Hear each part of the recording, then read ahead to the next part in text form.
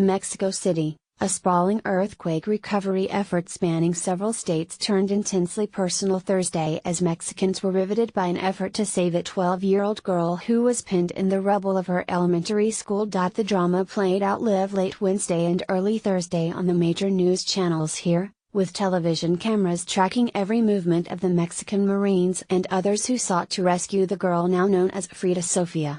Under a soft rain, the work was delicate and painstaking, relying on thermal cameras and other technology to try to locate and remove young children trapped for more than 30 hours after their school collapsed on Tuesday afternoon. At one dramatic point in Wednesday night's broadcast, Televisa reporter Danielle Ditherby learned from the Marine Admiral leading the recovery effort that Frida Sofia, which may not be her real name, was able to tell rescuers that 5 other students were possibly trapped with her. It was unclear whether they were alive. In other rescue efforts underway simultaneously in different parts of Mexico City, at least 3 people were pulled alive from crushed buildings, bringing the total number of people saved to more than 50, President Enrique Peña Nieto said in an address to the nation on Wednesday night. The priority continues to be saving lives, he said. As the death toll from Tuesday's 7.1 magnitude earthquake reached 245 people, with at least 100 in Mexico City and the rest distributed in surrounding states, Mexicans confronted scenes out of parents' worst nightmares as rescuers pulled children's bodies from the ruins of the primary school. Residents also learned about a baby's baptism in central Mexico that ended with 11 family members dead, including the baby, when the church collapsed. Amid the scenes of devastation, a surge of civic spirit took hold as thousands volunteered to provide medical care, food and water or to pick through buildings destroyed by the quake, the second major tremor in the past month and the deadliest in 3 decades. In Mexico City's central Roma neighborhood, small stores stayed open around the clock, offering food to rescue workers and families of victims. A hardware store lent tools to people trying to claw through massive piles of debris. Signs on payphones advertised free calls.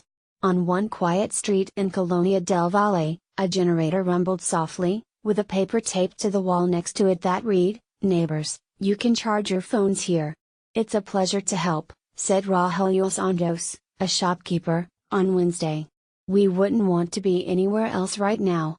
In the capital, the powerful quake caused more than 36 buildings to crumble and damaged hundreds more, a north-south band of destruction that scarred poor and wealthy neighborhoods alike. The priority continues to be rescuing people in collapsed structures and treating the wounded, Peña Nieto wrote on Twitter on Wednesday as he assessed damage in Mexico City and surrounding areas.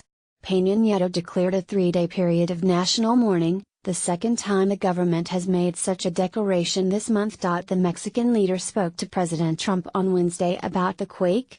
Trump extended his condolences and offered assistance and search and rescue teams, which were quickly deployed, according to a statement from the White House. Trump has had a testy relationship with the Mexican government and was criticized for not quickly contacting Peña Nieto after a deadly quake off the Pacific coast earlier this month. Trump blamed poor cell phone reception. The latest quake knocked out power across 40% of the city of 20 million. And rescue and medical services were stretched to their limits. Peña Nieto said Wednesday night that power had been restored to 95% of the population. Authorities reported damage to at least 22 hospitals in and around Mexico City. One, in Morelos, collapsed completely. Some 5,000 schools were damaged by the quake. The partially destroyed Colegio Enrique Rabsamen, a private elementary school with about 400 students in southern Mexico City, quickly became a painful symbol of the tragedy. Mexicans anxiously watched on their televisions as dramatic rescue efforts continued through Tuesday night and into the next day. By Wednesday morning, Lucia Arista had already visited what remained of the school. She had checked the dozens of names scrawled on paper and taped to trees that identified the survivors and deceased. She had visited 8 hospitals in southern Mexico City in a desperate, pre-dawn search for her niece. She could discover no news, good or bad, about the fate of Jessica Laura Castrillon Hernandez, a 32-year-old cleaning woman who worked at the school. She has disappeared, Arista said. The mingled emotions of anxiety, dread and hope were evident in the crowd gathered around the 3-story school. After one wing collapsed Tuesday afternoon, where the kindergarten